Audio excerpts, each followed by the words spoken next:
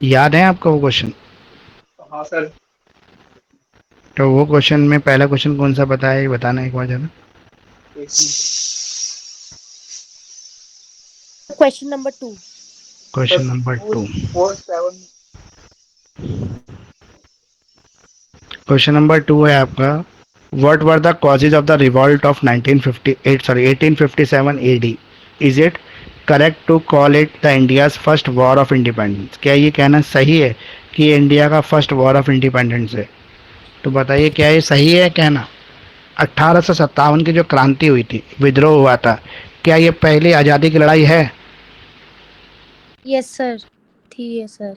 Sir आजादी की लड़ाई तो इससे पहले हुई थी ना मेरे ख्याल से। नहीं, इससे पहले नहीं हुई थी, यही फर्स्ट है। सर 1947। 1947 नहीं, 1857 की बात कर रहे हैं हम। सर अट्ठारह मैं सत्तावन पहले आएगा ना। सॉरी सर, मैंने वो ज्वाइन करके पीडीएफ करवा दी थी अभी। हम्म, तो 1857 का जो हमारा विद्रोह था, इसके रीज़न क्या क्या है? पहले बात तो आपको इसके कॉजेज़ पता होने चाहिए, क्या क्या कॉजेज़ हैं इसके। तो इसके पॉलिटिकल कॉजेज़ हैं, इसके इकोनॉमिकल कॉजेज़ हैं, सोशल और रिलीजियस कॉजेज़ हैं, और मिलिट्री कॉजेज़ हैं। तो पॉलिटिकल कॉजेज़ की बात करें तो राजनीतिक कारण क्या क्या हैं इसके, तो क्या कारण है राजनीतिक, अगर आपको कुछ याद हो तो? सर इसमें पॉलिटिकल कॉजेज में ना डॉक्ट्रिन ऑफ लैप्स के बारे में बताया गया है कि लैंड ले लेते थे मतलब कि on the basis of miss governance और एब्सेंस ऑफ हायर। ठीक है, हम्म, तो मतलब जितने भी प्रिंसली स्टेट्स होते थे ना उनकी लैंड ले लेते थे, तो इसलिए हाँ, ये मतलब ये एक रीजन इन्होंने है। एक कानून बनाया था, पॉलिटिकल रीजन ये था कि लॉर्ड डलहौजी उस समय गवर्नर जनरल ऑफ इंडिया थे, तो उन्होंने एक नया कानून पास किया। उस कानून में उन्होंने ये बोला कि जो भी राजा जिसकी अपनी कोई संतान नहीं है, मतलब अपना कोई बायो क्या कहते हैं उसको, बायोलॉजिकल बाय डॉटर प्रोडक्ट। सन नहीं है। हाँ, सन या डॉटर नहीं है, मतलब सन ही होना चाहिए, डॉटर भी नहीं चलेगी। अगर नहीं है तो उसकी संपत्ति जो है वो ब्रिटिश गवर्नमेंट अपने पास ले लेगी, मतलब ब्रिटिश गवर्नमेंट में शामिल हो जाएगी। तो इसकी वजह से आपका सतारा, संबलपुर, झांसी, नागपुर, जयपुर, भगत, ये सारी गण जो थी वो सारी चली गई ब्रिटिश टेरिटरी में शामिल हो गई, क्योंकि इनकी अपनी संतान नहीं थी। तो यहाँ से जो रानी झांसी थी, उसने doctrine of the left policy जो थी उसके अगेंस्ट विद्रोह कर दिया। और इन्होंने मतलब ऐसी क्रांति की, अंग्रेजों के विरुद्ध लड़ाई लड़ी, जो बोला कि मैं अपनी, मतलब इनका जो एक अडॉप्टेड सन था, जिसको रानी राजा की डेथ के बाद राजकुमार बनाना चाहती थी, राजा बनाना चाहती थी, लेकिन ब्रिटिशर्स ने इसको मानने से मना कर दिया और बोला कि वो नहीं होगा, क्योंकि राजा का अपना कोई भी बच्चा नहीं है, बायोलॉजिकल डॉटर सन नहीं है, इस वजह से। तो ये पॉलिटिकल कॉज था इसका। इकोनॉमिक कॉज कौन से होते हैं जो इसके पीछे रहे, 1857 के विद्रोह के पीछे जो इकोनॉमिक कॉज रहे?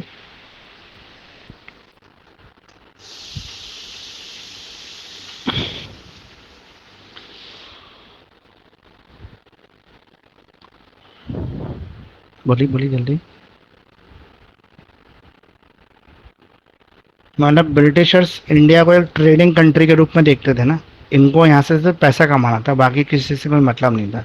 तो ये क्या करते थे, यहाँ के रॉ मटेरियल्स को ले जाते थे इंग्लैंड, और वहाँ से फिनिश प्रोडक्ट बना के इंडिया ला के महंगे दामों पर बेच देते थे, जिसकी वजह से सारा नुकसान जो हमारे फार्मर्स का हो रहा था, हमारे छोटे छोटे जो लघु कुटीर उद्योग जिसे स्मॉल स्केल इंडस्ट्रीज कहते हैं, उनको सबसे ज़्यादा नुकसान हो रहा था, क्योंकि उनके प्रोडक्ट कॉस्टली होते थे, क्योंकि वो मशीन मेड नहीं होते थे, हाँ वो हैंडमेड प्रोडक्ट होते थे, इसलिए वो कीमती थे, महंगे थे।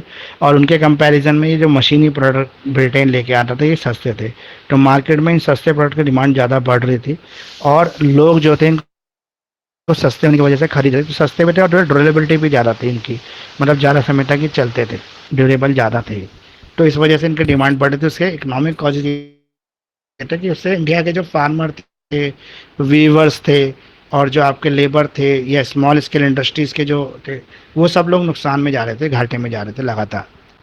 अगला है इसका सोशल और religious cost. Social religious cost कौन कौन से हैं इसके? कुछ भी नहीं पढ़ा लगता है आप लोगों ने अभी तक? थोड़ा सा पढ़ के भी बोल सकते हैं, और सोशल और sir religious cost. Religious religious cause में ये था कि सर रेशियली इन लोग को डिस्क्रिमिनेट करते थे। इन लोगों को ना पब्लिक प्लेसेस या पार्क होटल्स और रेलवे स्टेशन वगैरह में जाना ना अलाउ नहीं था। और मतलब ये लोग जो मतलब ब्रिटिशर्स लोग थे ना, ये लोग हमारे ही मतलब जो हमारे इंडियन वो थे, लाइक जैसे सोशल इविल्स थे, जैसे कि सती हो गए, रीमैरिज हो गया, विडो, ये सब वगैरह में ना इन सब में इंटरफेरेंस देने लगे। तो लोगों को ना प्रॉब्लम होने लगी इंडियंस को कि भाई ये और ये लोग क्या कर रहे थे कि ना हिंदूज को क्रिश्चियनिटी में भी चेंज करा रहे थे। तो इसलिए ना मतलब जो हिंदू ऑर्थोडॉक्स थे उनको उन पे भी वो फर्क पड़ रहा था। तो सबको ये एक तरह से अपसेट कर रहे थे। बिल्कुल, ये इसके सोशल और रिलीजियस कॉज हो गए, जो बहुत अच्छे से अदिति ने समझा दिया अभी। अगला है मिलिट्री कॉज। मिलिट्री कॉजेस में कौन कौन से कॉजेस आते हैं? सर मिलिट्री कॉज में तो ये था कि इनइक्वल ट्रीटमेंट करते थे, मतलब क्या कहते हैं सोल्जर्स के साथ। और जो भी हायर पोस्ट होती थी वो सारे इंग्लिश ब्रिटिशर्स जो उनके सोल्जर्स होते थे उन्हें करते थे सिर्फ। और जो जैसे कोई वॉर होती थी उसमें ज़्यादा नंबर्स ऑफ इंडियन सोल्जर्स होते थे रादर देन ब्रिटिश सोल्जर्स। और वेजेस वगैरह भी इंडियन सोल्जर्स की कम होती थी।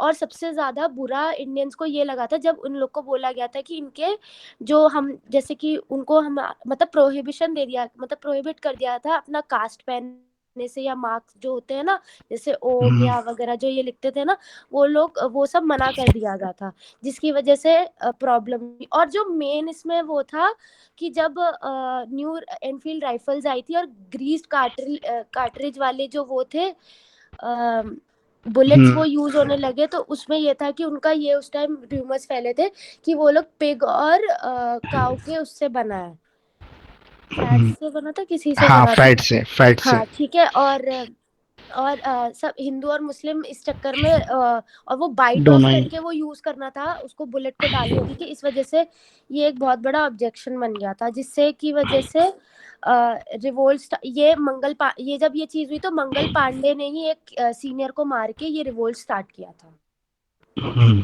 तो ये उसके मिलिट्री कॉजेज हो गए। सबसे बड़ा इसके अंदर जो रीज़न वो यही था कि जो डिस्क्रिमिनेशन था प्रमोशन के अंदर भी था, कि एक लिमिटेड रैंक तक ही इंडियंस को प्रमोशन का अधिकार था, उसके ऊपर वो जा नहीं सकते थे। मतलब वो जैसे अब सोल्जर से थोड़ी सी ऊपर रैंक तक ही उनको जाना अलाउड था, उसके ऊपर की रैंक में उनकी प्रमोशन नहीं हो सकते थे। इवन उनकी सैलरी अलग थी, कम थी।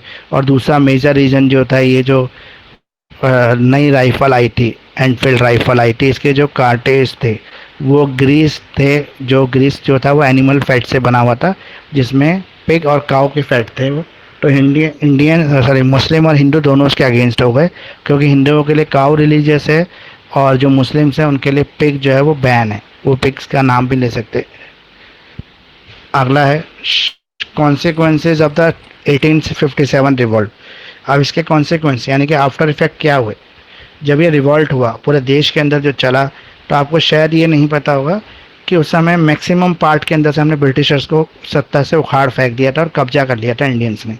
मतलब अगर हम बात करते हैं, जैसे अगर हम इंडिया के मैप के अंदर नीले रंग से ब्रिटिश शासन को दिखाएं, तो बहुत सारी जगह पर हमने नीले से वाइट कर लिया, मतलब अपना शासन ले लिया दोबारा से, और वहाँ से ब्रिटिशर्स को उखाड़ के फेंक दिया। लेकिन ब्रिटिशर्स जो थे हमसे मिलिट्री में ज़्यादा ताकतवर थे, इसलिए उन्होंने दोबारा से हमसे वो चीज़ें छीन ली। लेकिन हमने बहुत सारी ऐसी चीज़ें कर ली थी। बहादुर शाह जफर जो थे उन्होंने सपोर्ट किया था इस क्रांति को, बाद में उनको भी उठा के इंडिया से बाहर भेज दिया था ब्रिटिशर्स ने। अब इसके कॉन्सिक्वेंसेस क्या थे, इसके आफ्टर इफेक्ट क्या हुए? End of the east Indian company rule. East India company का रूल ख़त्म हो गया। मैंने आपको बताया है कि बहुत सारे एरियाज़ के अंदर जो था ब्रिटिश गवर्नमेंट का शासन ही कंप्लीट ख़त्म कर दिया हमने। होम रूल आ गया, हमारा अपना शासन आ गया। चेंज और ये जितने भी ये रिवॉल्ट थे ना, उन्होंने बहादुर शाह जफर को अपना राजा घोषित कर दिया था। उन्होंने बोला इंडिया के हमारे राजा ये हैं, और उन्होंने फुल का सपोर्ट किया था इस मूवमेंट को, रिवॉल्ट को। चेंज इन ब्रिटिश पॉलिसीज़, इसकी वजह से ब्रिटिशर्स को अपनी पॉलिसीज़ चेंज करनी पड़ी। पहले ब्रिटिशर्स जो थे इंडिया में मतलब रहकर शासन कम चलाते थे, यहाँ पर से मतलब यहाँ कंपनी अपॉइंट जरूर करती थी ऑफिसर्स को, लेकिन वो यहाँ कम समय रुकते थे। लेकिन अब स्टेबिलिटी बढ़ गई, अब जो था इंग्लैंड ने डायरेक्ट कंट्रोल करना भी शुरू कर दिया था और यहाँ पे परमानेंटली ब्रिटिशर्स ने रहना शुरू किया इंडिया के अंदर, और इंडिया के अंदर हर चीज़ के ऊपर उन्होंने कंट्रोल किया इस रिवॉल्ट के बाद। Impact on the Indian society के ऊपर इम्पैक्ट ये पड़ा कि इंडियन सोसाइटी को ये पता लग गया कि अंग्रेज जो है, जिनको हम ये सोचते थे कि ये अनबीटन है, इनको हरा नहीं सकता कोई भी, तो हमें पता लगा कि इनको भी हराया जा सकता है। तो वहाँ से नेशनल मूवमेंट ने जन्म लिया, क्रांतिकारी वहाँ से पैदा हुए, आज़ादी की लड़ाई के दीवाने लोग निकलने शुरू हो गए। फिर अब चेंज इन इंडियन आर्मी के पॉइंट ऑफ व्यू में बहुत सारा चेंज हुआ है यहाँ पर। यहाँ पर जो था उनको हकीकत में समझ में आने लगा कि किस तरीके से ब्रिटिशर उनको यूज़ कर रहे हैं। मतलब उनको एक तो बेटर पे नहीं है, उनको जो फैसिलिटीज़ हैं वो कम है, उनकी प्रमोशन लिमिटेड है, इस तरह की चीज़ें उनको समझ में आने लगी। Impact on British imperialism. Imperialism क्या होता है? ये जो वर्ड है ये इम्पीरियलिज्म, ये क्या है? एक छत्र शासन कहते हैं ना, ब्रिटिशर्स का एक छत्र शासन था। बहुत समय ऐसा भी था जब ये कहते हैं कि सूरज अगर कहीं पर भी है, मतलब कहीं पे भी सूरज दिख रहा है, तो वो ब्रिटिश शासन के अंदर से देखा जा सकता है। मतलब आधी दुनिया के ऊपर अंग्रेजों ने कब्जा कर लिया था। आज जैसे इंडिया में अंधेरा है, रात है, तो इंग्लैंड में दिन है, इंग्लैंड में रात है तो कहीं और दिन होगा। तो इंडिया मतलब सूरज जो है ब्रिटिश शासन में कभी अस्त नहीं होता, कभी डूबता ही नहीं है, किसी ना किसी कंट्री में सूरज उगा ही रहता है। तो इसे कहते हैं ब्रिटिश एम्पलिज्म। और कौन सा है इसके बाद इंपॉर्टेंट क्वेश्चन? तो क्वेश्चन नंबर 4। Question number 4। वैसे क्विट इंडिया मूवमेंट जो है इसको भी कर लेना, ये भी अच्छा ही क्वेश्चन है। Discuss the aim and contribution of Arya Samaj toward the social and the religious reform in India. तो अगर हम आर्य समाज को बोलें, देखो आर्य समाज की अगर टीचिंग आ जाए क्वेश्चन में, मैंने इस क्वेश्चन के अंदर टीचिंग नहीं लिखी है, मैंने इसके अंदर प्रिंसिपल्स लिखे हैं और रूल्स लिखे हैं। अब क्वेश्चन एग्जाम में पूछ ले टीचिंग इसकी, जैसे घुमा फिरा के पूछ लेता है, टीचिंग पूछ ले आर्य समाज की या स्वामी दयानंद सरस्वती की टीचिंग पूछ ले, तो आप क्या बताओगे इसके अंदर? प्रिंसिपल्स बताओगे या रूल्स बताओगे? रूल्स। रूल्स उसकी टीचिंग हो गई। तो आर्य समाज जो है एक हिंदू रिफॉर्म मूवमेंट है। अच्छा, आर्य समाज के बारे में आपको क्या पता है? पहले आप खुद बताइए, क्या पता है आपको आर्य समाज के बारे में? सर ये दयानंद सरस्वती ने स्टार्ट किया था मूवमेंट हिंदू सोसाइटी में रिफॉर्म लाने के लिए, और बेसिकली वैदिक रिलीजन को और कल्चर को वापस से लाने के लिए उनका था मोटिव। ओके। और ये यज्ञ के ऊपर ज़्यादा डिपेंड करते थे। इन्होंने बोला भगवान का कोई स्वरूप नहीं है, ये भगवान की मूर्ति पूजा के अगेंस्ट थे। आपने देखा होगा तो आर्य समाज के अंदर कोई मूर्ति पूजा नहीं होती, लेकिन हवन यज्ञ होता है, हवन यज्ञ के सपोर्टर हैं। और इसके अलावा ओम का जो गायत्री मंत्र है, ये सब इन्हीं की तो देन है आर्य समाज की। तो बैकग्राउंड की बात करें तो 19वीं सदी के शुरू में ये आ गया था और 20वीं सेंचुरी तक ये सब जगह छा गया था, मतलब हर जगह इसको लोग मानने लगे थे। इसने 3-4 चीज़ों के ऊपर काम किया। डिस्क्रिमिनेशन ख़त्म करने की कोशिश की, जितने भी सोशल और रिलीजियस रिफॉर्म आए सारे रिफॉर्म्स ने डिस्क्रिमिनेशन मिटाने की कोशिश की इंडियन सोसाइटी से। उसके पीछे रीज़न क्या था?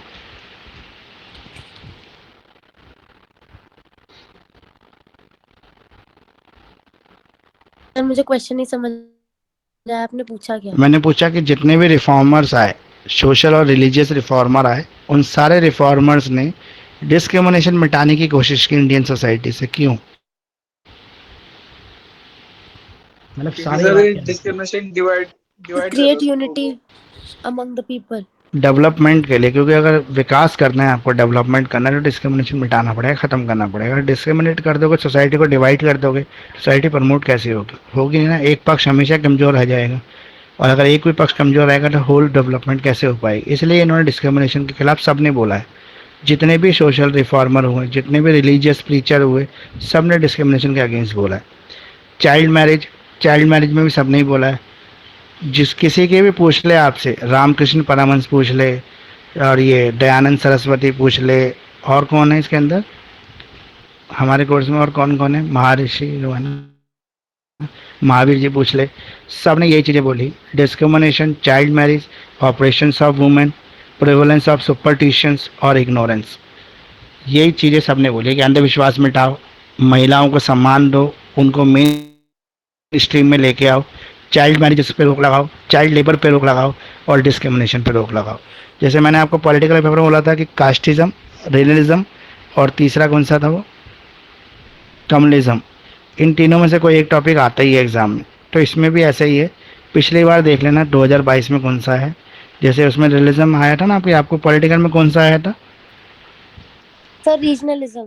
रीजनलिज्म आया था, क्योंकि कम्युनिज्म पिछली बार आ गया था इसलिए। तो इन तीनों को करके जाना, इसमें भी सेम वही आंसर भी कर सकते हो जो आपने पॉलिटिकल में किया था। दोबारा से याद करने की जरूरत नहीं पड़ेगी, वो भी आपको चलेगा, लेकिन ये सर करना है।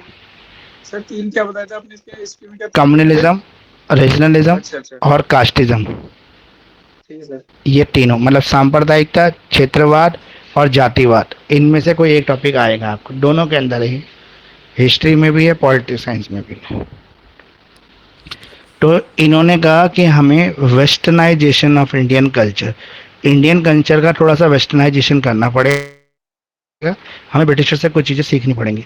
तो हमारे सोशल और रिलीजियस मूवमेंट जो थे उस समय काफ़ी हुए, और यहाँ पर हम लोग नॉर्मली बात उस समय कर रहे थे। क्या कह रहे हैं? इसमें ये था कि इंडियन कल्चर को वापस लाना है, वेस्टर्नाइजेशन में तो वो जा हाँ रहा है। सॉरी, हाँ कॉलोनिज्म और वेस्टर्नाइजेशन को ख़त्म करना है।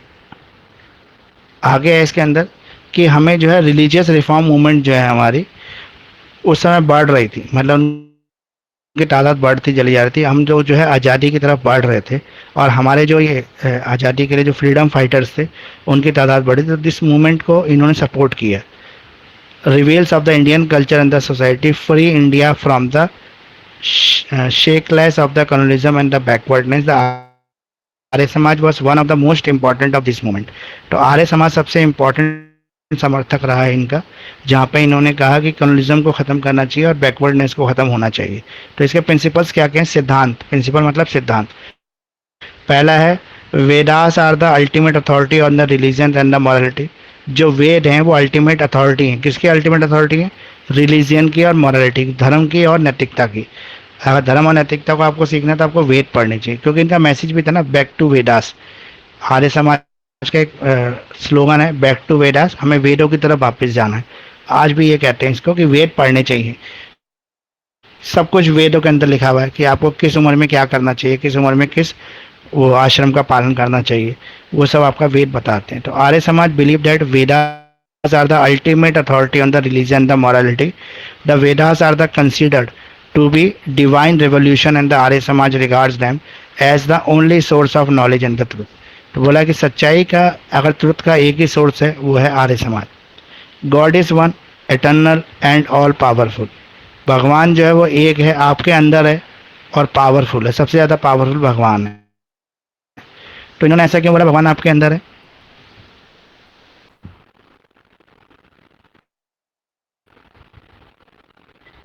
क्योंकि मन ये में। मूर्ति पूजा में विश्वास नहीं करते ना, भगवान किसी आकृति में विश्वास नहीं करते, इसलिए कह रहे भगवान आपके आत्मा में है, आपके अंदर है।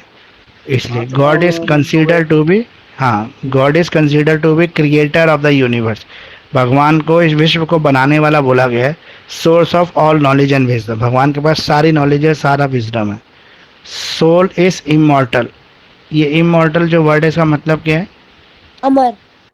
अमर। हमारे साथ। हाँ, हाँ। मतलब आत्मा जो है वो अमर है, ना मरती है, ना कटती है, ना कहीं जाती है, आत्मा कभी नहीं खत्म होती।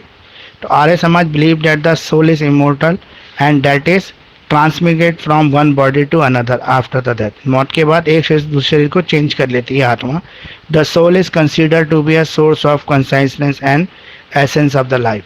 तो जो आत्मा है वो क्या है? एक शरीर से दूसरे शरीर में चले, जैसे हम लोग अपने कपड़े बदलते हैं उसी तरह से आत्मा अपना शरीर बदलती है। जब एक शरीर का टाइम पूरा हो जाता है तो वो दूसरे शरीर में एंटर कर जाती है। कर्मा और रेनिक्रिएशन, सर ये क्या है? रीइंकार्नेशन में भी यही चीज हो गई ना, इमॉर्टल वाली बात, कि जो कर्म तो ये है जैसा आप कि कर्म जैसा करोगे करोगे वैसा वैसा आपको करोगे। जन्म मिलेगा।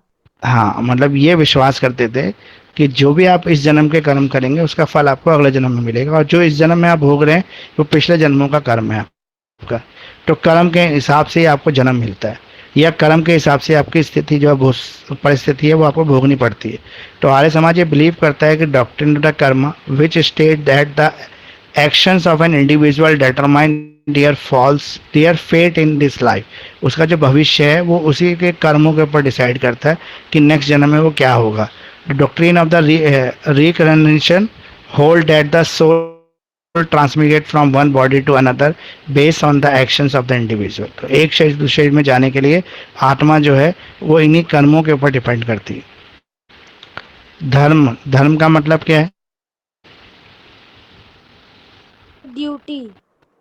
ड्यूटी। धर्म, हमें अपना इंपॉर्टेंस ऑफ धर्म, अपने धर्म की अहमियत को समझना पड़ेगा, which refer to the duties and obligation that the individual have in society. तो समाज के प्रति जो हमारे उत्तरदायित्व, जो हमारी जिम्मेदारी है, वो हमारा धर्म है। Dharma is consider to be foundation of the moral and the social. तो सोशल और मॉरल वैल्यूज जो हैं वो धर्म के साथ जाती हैं। सोशल इक्वालिटी, सोशल इक्वालिटी का मतलब क्या है? सर इक्वालिटी रखनी है on the basis of caste, creed and gender. मतलब किसी में मतलब डिस्क्रिमिनेशन नहीं होनी चाहिए। किसी भी बेसिस पे कोई डिस्क्रिमिनेशन अलाउड नहीं है, ना कास्ट बेसिस, ना क्रीड, ना जेंडर, किसी भी तरह से कोई डिस्क्रिमिनेशन अलाउड नहीं है। Operations of the women's of the child marriage, ये सबके खिलाफ है ये। अब एजुकेशन, एजुकेशन का कैसे कॉन्सेप्ट है इसके अंदर? कि सर एजुकेशन बहुत इम्पोर्टेंट चीज है, एज इन नॉलेज सेंस, हम्म। कि नॉलेज और एजुकेशन होनी चाहिए सबको। अगर एजुकेशन और नॉलेज नहीं होगी तो आपका जो जीवन है वो, उसका अर्थ नहीं है, वो अर्थविहीन है।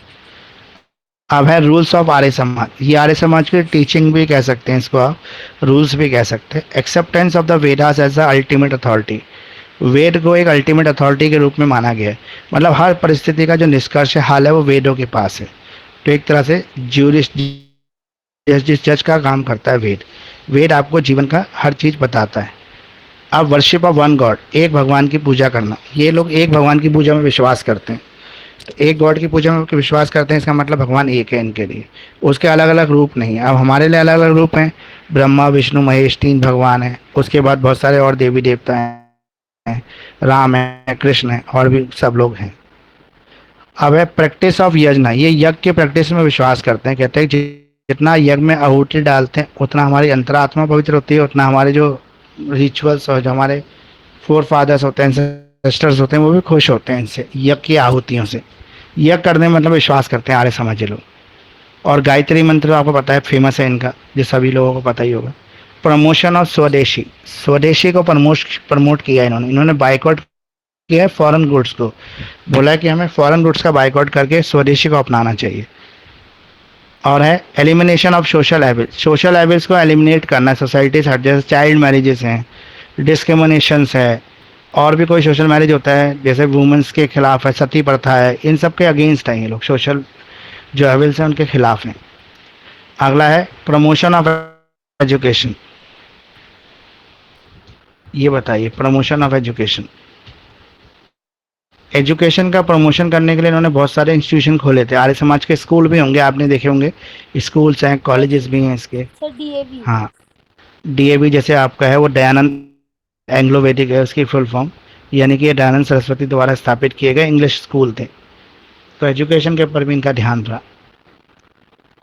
अब है adherence to the moral principles.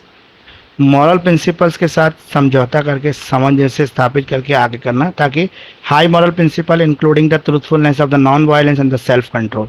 अगर आपके मॉरल प्रिंसिपल्स हाई रहेंगे तो आप सच में विश्वास करेंगे, अहिंसा में विश्वास करेंगे, सेल्फ कंट्रोल करेंगे। अब है सर्विस ऑफ ह्यूमैनिटी, आपको मानवता की सेवा करनी चाहिए। मतलब ये जो मानव जीवन मिला है ये हमें सर्विस ऑफ ह्यूमैनिटी के लिए मिला है। नॉन डिस्क्रिमिनेशन, किसी भी तरह का डिस्क्रिमिनेशन इसमें अलाउड नहीं है। Respect to the other religion, हमें दूसरे धर्मों की भी रिस्पेक्ट करनी चाहिए। ये नहीं है कि अपने धर्म को ही महान मान ले, दूसरे को ना मान ले। एम क्या है, जो आर्य समाजी लोग हैं उनका एम क्या रहता है? आर्य समाज जो धर्म है उसका एम क्या है? हिंदू, वेदास का रिवाइवल, हाँ, और एजुकेशन वो करना, स्वराज लाना, और हिंदू सोसाइटी को मजबूत करना। ये कंप्लीट हो गया। इसके बाद कौन सा क्वेश्चन है?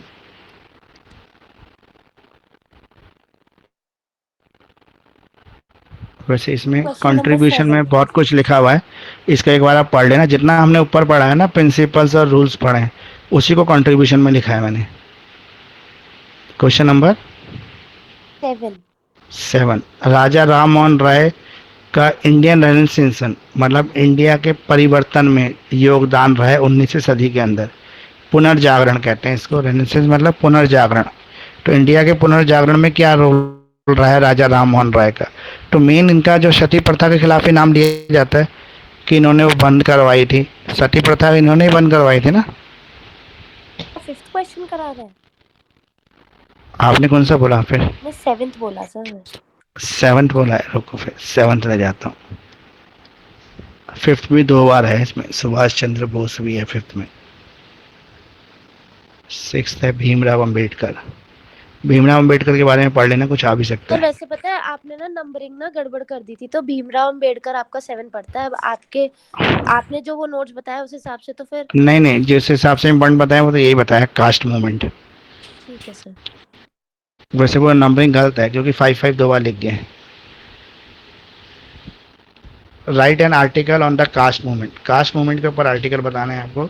Role of the caste system in Indian politics. अब ये कास्टिज्म जो है ना, कास्टिज्म वही है ये। अगर कास्टिज्म भी पूछेगा एग्जाम में तो यही आंसर आप वहाँ पे लिख देना, इसे कास्टिज्म कहते हैं। तो ये आप जो भी आपको पता है इसके बारे में ये बताइए आप, कास्टिज्म क्या होता है, कैसे किया जाता है। जातिवादी जाति प्रथा ये सब कहते हैं ना इसको। सर ये सर 4 पार्ट में कास्टिज्म डिवाइड है। हम्म, ये नंबर 4 हुआ वर्ण है है, हमारे काफी यहाँ पे। लगा था। 4 वर्ण है हमारे देश के अंदर, जो हमने सोशलॉजी के अंदर पढ़ा है फर्स्ट सेमेस्टर और सेकंड सेमेस्टर में। बताइए बताइए, फटाफट फटाफट बताओ। ब्राह्मण शत्रु। ब्राह्मण सबसे ऊपर है, ब्राह्मण सबसे क्षत्रिय। ऊपर, उसके लिए क्षत्रिय, फिर वैश्य, देन शूद्रास। शूद्र। अब मेन जो इसमें डिस्क्रिमिनेशन ही आएगा, तो डिस्क्रिमिनेशन क्या है इसके अंदर, कास्टिज्म के बेसिस पर क्या डिस्क्रिमिनेशन किया जा रहा है। सब ब्राह्मण को सबसे ऊपर रखा गया है और क्या नाम है, वैश्य को सबसे नीचे है। शूद्र को सबसे नीचे। शूद्र को। हाँ, और यहाँ पर एक चीज और है कि यहाँ पे कुछ प्रिविलेजेस दे रखी है अपर कास्ट को। हायरार्की ऑफ द कास्ट दे रखा है यहाँ पे, hierarchy system of the caste है। यहाँ पे कुछ प्रिविलेजेस है जो ब्राह्मण को मिल रही है और जन्म से मिल रही है, उसके अंदर उनका कोई अपना कोई कोई रोल नहीं है। अगर वो ब्राह्मण जाति में पैदा हो गए तो उनको वो सारी प्रिविलेजेस मिल जाएंगे।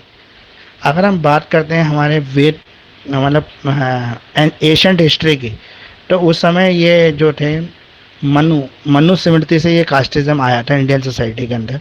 और मनु जो थे स्ट्रॉन्ग सपोर्टर थे इस सिस्टम के। वो कहते थे कि जो समाज है उनको वर्ण के अंदर बटा होना चाहिए। मनु कौन है, वो बताइए होगा कि ऋषि थे, ऋषि मनु, जिन्होंने भारतीय समाज को कैसे होना चाहिए उसके ऊपर एक किताब लिखी थी जिसको मनुस्मृति कहते हैं।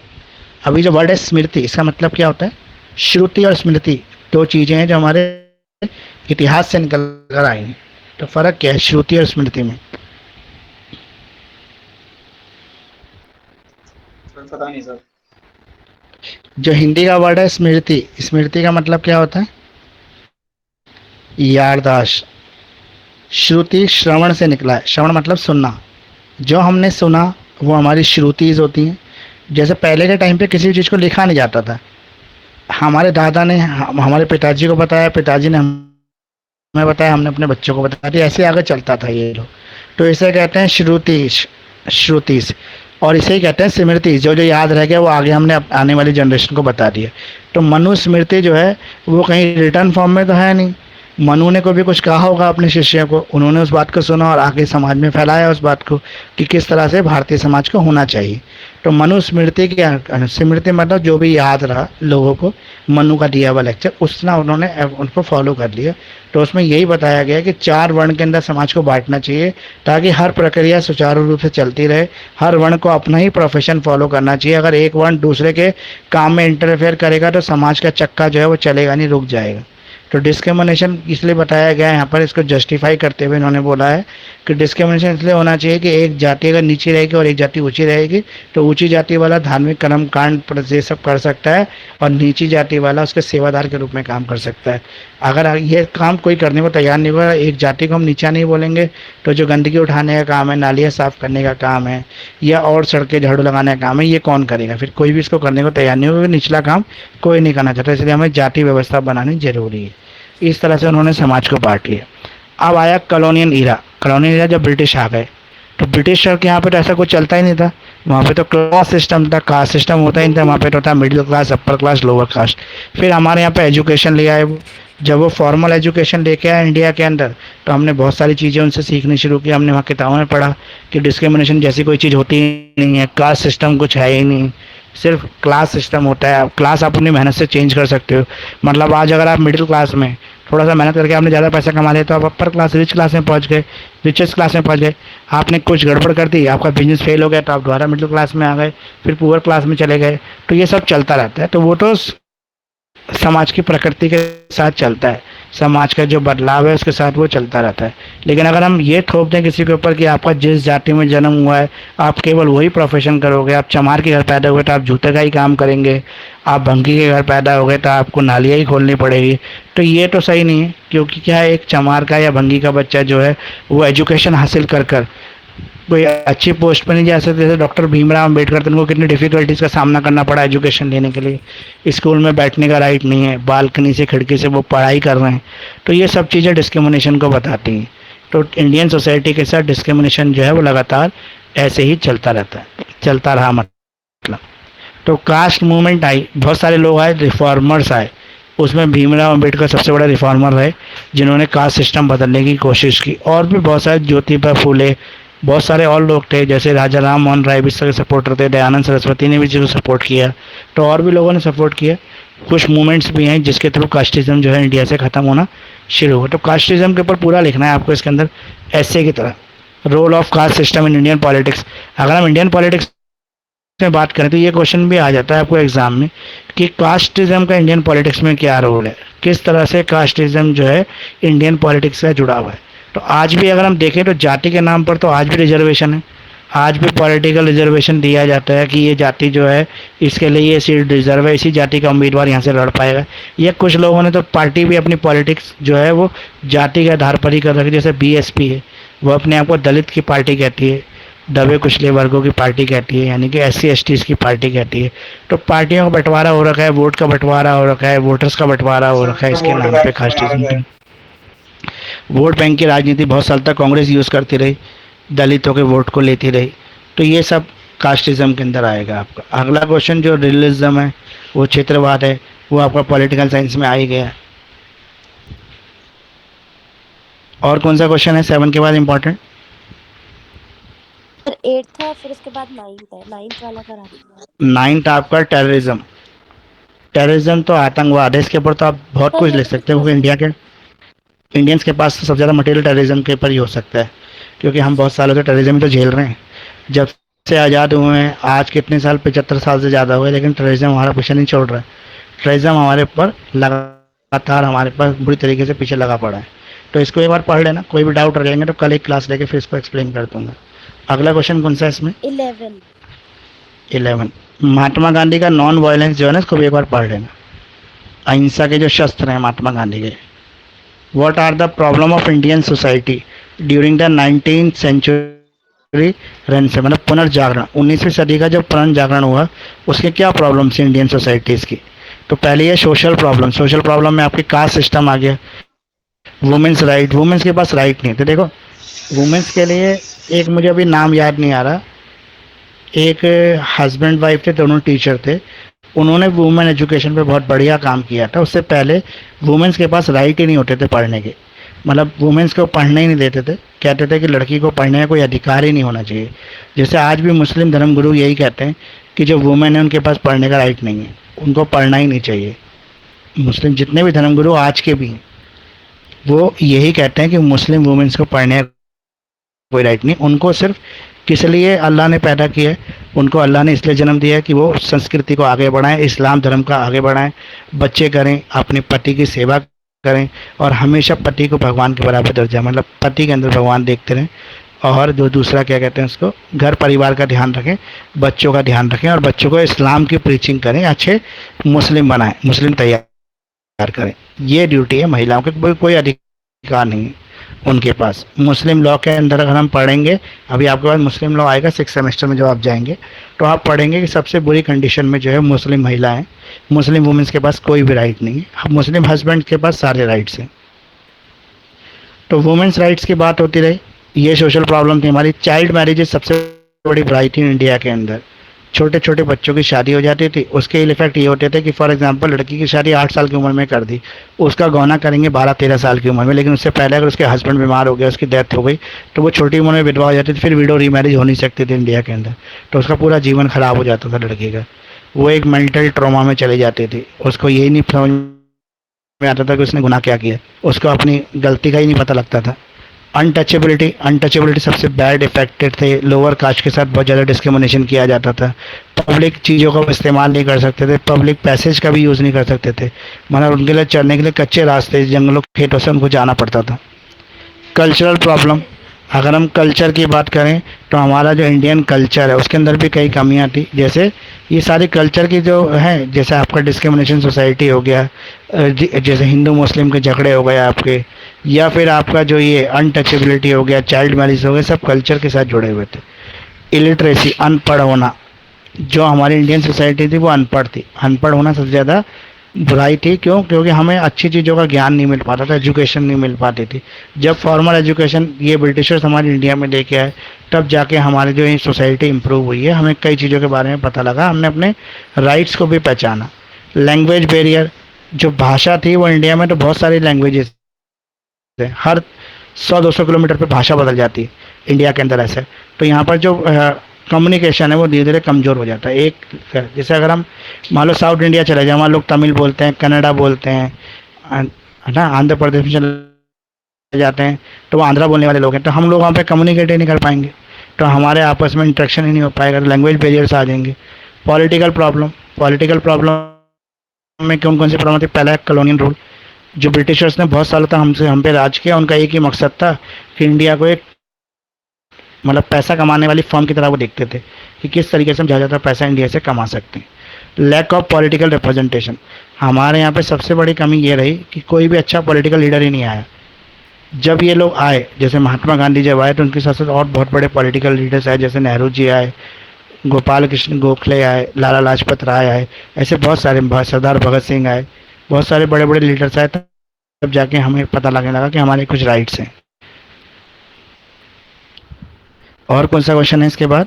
Question number 13।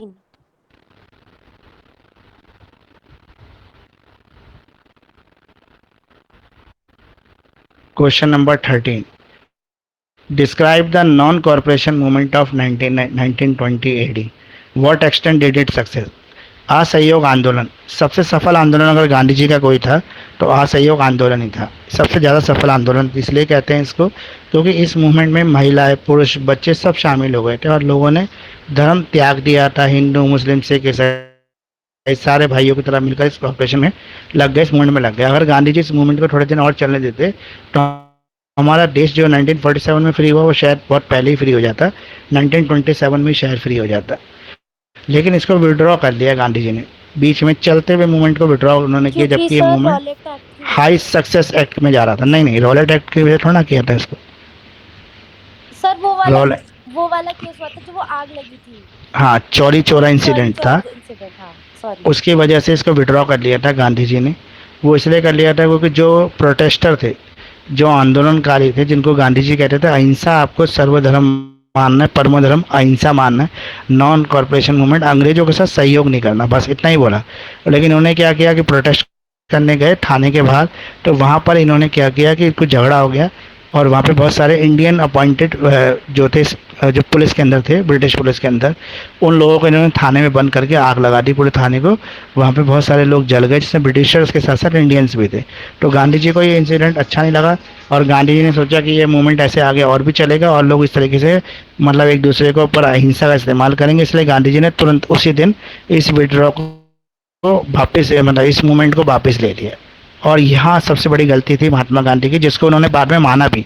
जब उन्होंने क्विट इंडिया मूवमेंट शुरू किया तो उन्होंने इस गलती को एक्सेप्ट किया, पब्लिक मंच पे आके बोला कि नॉन कॉरपोरेशन मूवमेंट जो था, असहयोग आंदोलन जो था, वो हमने वापस लेके बहुत बड़ी गलती की थी, जिसकी मैं अपनी गलती मानता हूँ। और अब मैं आपको प्रॉमिस करता हूँ कि क्विट इंडिया मूवमेंट में आप शामिल हो जाइए, भारत छोड़ो आंदोलन में, और जब तक अंग्रेज भारत नहीं छोड़ेंगे तब तक मैं इस आंदोलन को वापस नहीं लूँगा। इवन चाहे कोई भी मर जाए, चाहे मैं चला जाऊँ, चाहे नेहरू जी चले जाएँ, लेकिन ये मूवमेंट लगातार चलता रहेगा। उन्होंने पूरी एक टीम बना दी कि गांधी जी अरेस्ट होंगे तो मूवमेंट ये चलाएगा, नेहरू जी अरेस्ट होंगे तो मूवमेंट ये चलाएगा, सरदार भगत सिंह तो थे ही नहीं उस समय, और भी थे, एनी बेसेंट भी नहीं थे, और एक लेडी थी, मुझे अब इसका नाम याद नहीं आ रहा। तो ये सब लोग इन्होंने एक टीम बना दी कि मूवमेंट को ये लीड करेगा, इसके बाद ये लीड करेगा, इसके बाद ये लीड करेगा। पूरी प्लानिंग के साथ गांधी जी ने पहले तैयार कर दिया, अनाउंस करने से पहले ही मूवमेंट को। और इस मूवमेंट के बाद वही हुआ, जैसे ही मूवमेंट अनाउंस किया स्टेज से, तो उस स्टेज से उतरते वक्त नेहरू जी को, गांधी जी को और जितने बड़े कांग्रेस के लीडर थे सबको अरेस्ट करके जेल में डाल दिया मूवमेंट अनाउंस होने के साथ ही। लेकिन इसकी पूरी प्लानिंग की हुई थी पहले से, तो मूवमेंट काफ़ी सफल रहा और क्विट इंडिया मूवमेंट जो है भारत को आज़ाद कराकर ही ख़त्म हुआ। तो ये कंप्लीट हो गया आपका। तो अभी इसमें 2-4 क्वेश्चन और बच गए होंगे, वो आप एक बार पढ़ लेना। और थॉरली मैंने आपको नॉर्मली सारे क्वेश्चन तो बता ही दिए। अब आपकी ये है कि आप इसको कितनी देर पढ़ेंगे। अब आपके पास जो जो टाइम है उसमें सिर्फ एक ही दिन बाकी है। जिस तरह से आपने पॉलिटिकल साइंस के पेपर में तैयारी की थी, जो आपका कन्वीनियंट सिस्टम बना, टाइम बना, जब आप पढ़ पाए, उसी तरीके से टाइम टेबल आप इस पेपर में और फॉलो कर लेना। इसके बाद तो फिर आपको 10 दिन का टाइम मिल जाएगा। इसके बाद 18 को पेपर है ना आपका? सर 20 को है। अच्छा 20 को है, हाँ 18 को तो 6 सेमेस्टर वालों का है। तो आपको पूरे 12 दिन का टाइम मिल जाएगा। वो पेपर आप आराम से पढ़ते रहना। समीर को 18 का पेपर आप सर आपका है 18 लॉ ऑफ टॉट का। टोटल जी। मेरा भी ओके है सर 18 को। ओके। तो बाकी लोगों को जो है 12 दिन का टाइम मिलेगा, आपको 10 दिन का टाइम तो मिल ही जाएगा। सर ह्यूमन राइट और लॉ ऑफ टॉट आप पढ़ते रहना। बोलिए अदिति। बस एक ही क्वेश्चन बचा है सर, ये बता दीजिए। कौन सा क्वेश्चन बच गया? बस 16, ये लास्ट ही है। पढ़ लेना, मैं आपको रिकॉर्डिंग सेंड कर दूंगा, रिकॉर्डिंग सुन लेना। सर हाँ जी बोलो Krishna. Good evening sir. Good evening. Sir आज की क्लास की रिकॉर्डिंग हुई है? हाँ आज की क्लास की रिकॉर्डिंग है। सर वो शेयर कर देना, एक बार मैं थोड़ा लेट ज्वाइन किया था। ओके। Thank you.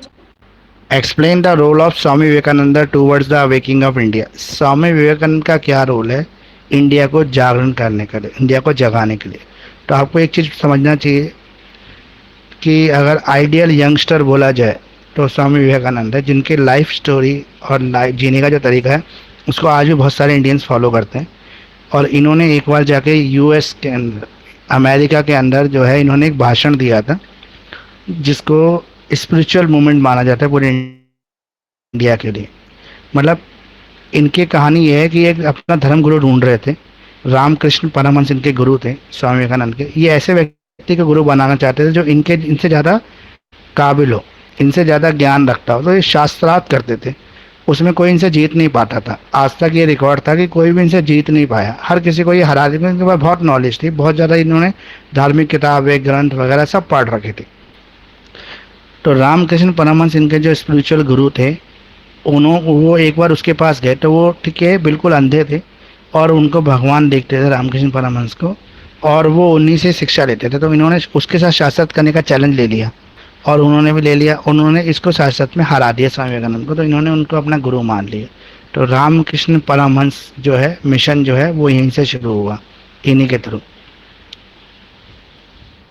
तो अर्ली लाइफ और एजुकेशन के बारे में पहले पढ़ेंगे हम इसकी। तो इनकी कोलकाता में अर्ली लाइफ हुई थी, एजुकेशन हुआ था। इनका जन्म हुआ था आपका 12 जनवरी 1863 को इंडिया के अंदर। इनके जो पेरेंट्स थे उनका नाम था विश्वनाथ दत्ता और भुवनेश्वरी देवी, इनके माता पिता का नाम था। जो इनका ग्रोन अप था वो बंगाली स्टाइल में हुआ, एक बंगाली फैमिली के अंदर इनका जन्म हुआ था। स्पिरिचुअल अवेकिंग, कब इनको भगवान का ज्ञान हुआ, क्योंकि जितने भी लोग ऐसे होते हैं जो धर्मगुरु वगैरह बनते हैं उनको कहीं ना कहीं स्पिरिचुअल अवेकिंग मतलब भगवान नज़र आते हैं सपने में, यथार्थ में, किसी और तरीके से चमत्कार को देखता है, भगवान खुद आके इनको बोलते हैं। तो सर स्वामी विवेकानंद को भी हुआ। बिगेन इन द यूथ, जब वो यंग थे जब ही हो गया इनको। When he met the Ramakrishna, जब वो रामकृष्ण से मिले, a renowned mystic and the spiritual master, जो उनके धर्म गुरु थे, मतलब इसके स्वामी विवेकानंद के स्पिरिचुअल मास्टर थे। Shri Ramakrishna has a profound impact of the Swami Vivekananda spiritual journey and taught him the essence of the Hinduism and the Vedanta. आपको ये पता होना चाहिए कि स्वामी विवेकानंद एक बहुत बड़े पढ़े लिखे व्यक्ति थे। इन्होंने ग्रेजुएशन भी किया था, इन्होंने आईएएस का एग्ज़ाम भी पास किया था। लेकिन रामकृष्ण परमहंस एक बिल्कुल अनपढ़ और अंगूठा टेक व्यक्ति थे जो किसी चीज़ को पढ़ नहीं सकते। वो अंधे भी थे और दूसरे वो किसी चीज़ को पढ़ ही नहीं सकते थे, वो अनपढ़ व्यक्ति थे। लेकिन फिर भी उनकी जो स्पिरिचुअलिटी थी वो इनसे ज़्यादा थी। तो स्वामी विवेकानंद से कोई जीत नहीं पाता था शास्त्रों के अंदर, वेदास के ज्ञान के अंदर, सिर्फ यही इनको हरा पाए थे। ये पूरी कहानी आप कहीं पर भी देखोगे तो मिल जाएगी आपको नेटवर्क पे, तो ये आपके काम आ सकते हैं एग्जाम में कंटेंट बढ़ाने के लिए। Role of awakening of India, India के पुनर्जागरण में क्या रोल रहा है स्वामी विवेकानंद का। तो स्वामी विवेकानंद की जो ज़िंदगी एक आइडियल फिलॉसफी है, एक यंगस्टर को किस तरीके से जीना चाहिए, भारतीय को सच्चा भारतीय कैसे होना चाहिए, वो इनकी जीवनी के अंदर पता लगता है, इनकी लाइफ स्टोरी के अंदर हमें पता लगता है किस तरह से इन्होंने अवेकिंग ऑफ इंडिया के लिए काम किया, इंडिया को पुनर्जागरण करने के लिए काम किया। इन्होंने बताया कि एक सच्चा हिंदू कौन होता है, फिलोसफिकल और स्पिरिचुअलिटी नॉलेज इनको बहुत ज़्यादा थी। इन्होंने टीचिंग लेक्चर्स भी किए थे, बहुत सारे इंडियन जो कल्चर हेरिटेज से जुड़े हुए इनकी रिकॉर्ड्स हैं, बुक्स हैं जो उन्होंने लिखी थी। और ब्रिटिश कॉलोनिज्म से ये इफेक्टेड थे, मतलब ये उसको पसंद कर रहे थे कि एक मतलब अच्छा शासन मान रहे थे। Firstly the Swami Vivekananda teaching emphasis the importance of the self religion, the self discovery. शुरू में इन्होंने जो अपनी किताबें लिखी हैं वो उसी के बारे में लिखी है कि अपने को कैसे जागृत करें, अपने को कैसे खोजें, अंडरस्टैंड कैसे करें कि हम भगवान के बंदे हैं और हमें भगवान ने यहाँ धरती पर क्यों भेजा है, मानवता की सेवा करने के लिए भेजा है, इस तरीके से। तो शिकागो के अंदर एक सम्मेलन हुआ था 1893 के अंदर, जहाँ पे इन्होंने बोला था, शिकागो अमेरिका में। तो वहाँ पे पार्लियामेंट ऑफ द रिलीजियन के ऊपर एक था जिसके अंदर ये पार्ट लेने गए थे एज अ रिलीजियस लीडर, एक धार्मिक गुरु के रूप में इन्होंने पार्ट लिया। वहाँ पे जब इन्होंने बोला था तो यूनिटी ऑफ द रिलीजन, कि सारे जो संसार के धर्म है वो एक हैं, सिर्फ उनको मानने का तरीका अलग अलग है। तो इसके ऊपर इतनी ज़्यादा लोगों ने तारीफ़ें की थी इनके बारे में। शिकागो के पूरे न्यूज़पेपर में लिखा गया कि ऐसा व्यक्ति शायद वर्ल्ड में कोई दूसरा ना हो जिस तरह के स्वामी विवेकानंद है।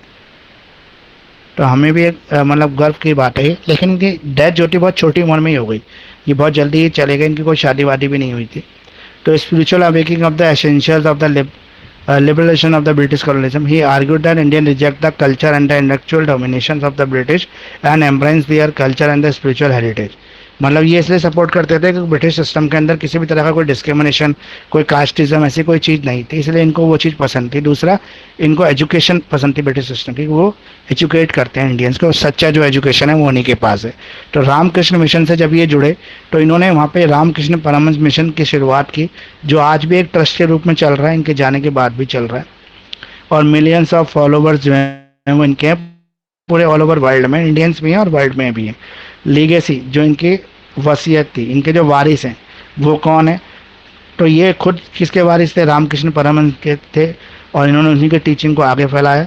और जो इनके जो जाने के बाद जो इन्होंने अपने फॉलोवर्स तैयार किए, जिन्होंने जो इनके नेशनल मूवमेंट्स को आगे बढ़ाया, वो आज भी चल रहा है। रामकृष्ण परमहंस मिशन के थ्रू आज भी इनके टीचिंग्स को आगे बढ़ाया जा रहा है। इनके फिलॉसफी को लोग इंडिया में नहीं, वेस्टर्न के अंदर भी फॉलो करते हैं। तो कंक्लूजन में यही सब चीज़ दोबारा आ जाएंगे और ये कंप्लीट हो गया आपका। Okay, thank you sir. अब आपका रोल ये रह गया कि आपके पास जो भी स्टडी प्लान है, जैसे मैंने पिछली बार बताया था कि जो ज़्यादा थक गए हैं वो रेस्ट कर लें, रात को जल्दी, सुबह जल्दी उठ जाएं, रात को सुबह 2 बजे 2:30 बजे उठ के एक बार फिर पढ़ लें 5-6 बजे तक, 1-8 घंटे रेस्ट लेके ब्रेकफास्ट करके थोड़ा फिर रेस्ट करके फिर पढ़ना शुरू कर दें। उस तरीके से ही पढ़ सकते हैं। जो अभी कहता है अभी पढ़ना है तो वो अभी पढ़ लें 2-2:30 बजे तक, फिर सो जाएं, फिर सुबह जल्दी उठ के दोबारा से शेड्यूल बनाएं। मतलब किसी भी तरीके से पढ़ के आपको ये पेपर और मैनेज करना है। उसके बाद आपको थोड़ा सा रेस्ट मिल जाएगा, टाइम मिल जाएगा। वहाँ पर आपकी नेक्स्ट पेपर में आपका काफ़ी बड़ा गैप है। कोई और डाउट आपके? बाकी मैं इसकी रिकॉर्डिंग आप सबको शेयर कर दूंगा और वो आपको जल्दी मिल जाएगी। अभी थोड़ी देर में 1 घंटे के अंदर आपको मिल जाएगी रिकॉर्डिंग।